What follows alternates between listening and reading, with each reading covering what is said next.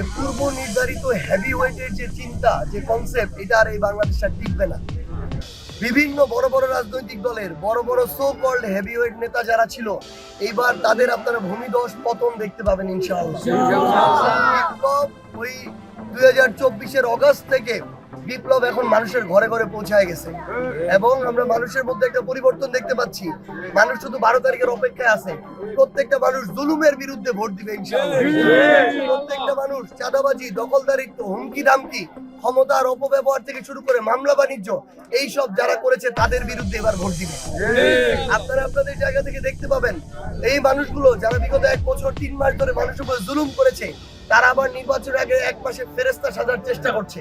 কিন্তু মানুষ এই ধরনের গিরগিটি চরিত্রের মানুষদেরকে এবার ভালো করে চিনে রাখবে এবং আপনারা ভোটে দেখতে পাবেন যে মানুষ হয়তো অনেকের কথায় তাল দিবে, কিন্তু ভোট দেওয়ার সময় জায়গা মতো ভোট দিবে ইনশাআল্লাহ।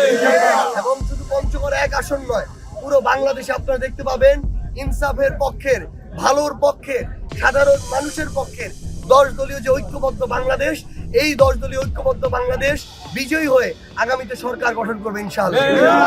তবে আমরা একটা কথা বলে দিতে চাই, এখনো আমার আসনেই বিএনপির কিছু নেতাকর্মী স্থানীয় পর্যায়ে অনেক মানুষকে গিয়ে হুমকি দিচ্ছে। আজকেও সকালে এসে আমাকে একজন অভিযোগ করেছে, তিনি জামায়াতের একজন কর্মী, তাকে গিয়ে হুমকি দেওয়া হয়েছে যে জামায়াত তো ক্ষমতা আসবে না, জামায়াত বা 10 দলের প্রার্থী তো এখানে জিতবে না, তাহলে নির্বাচনের পরে তাকে দেখে নিবে যদি তারা ধানের শীষে ভোট না দেয়। আমরা স্পষ্ট করে বলতে চাই, এই ধরনের হুমকি ধামকি দিয়ে, ভয় দেখিয়ে যারা ক্ষমতায় আসতে চায়, তাদের পতন শেখ হাসিনার চেয়েও খারাপ ভাবে হবে। বাংলাদেশের মানুষ এখন আর আগের ওই জায়গায় নাই।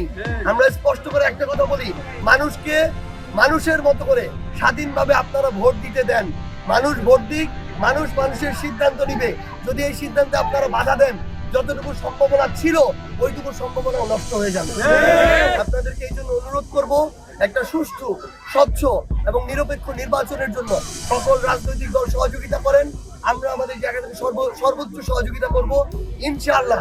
জনগণ যেদিকে থাকবে আমরাও সেদিকে থাকবো এবং ইনশাআল্লাহ জনগণকে সাথে নিয়ে আগামী নির্বাচন আমরা বিজয়ী হব ইনশাআল্লাহ।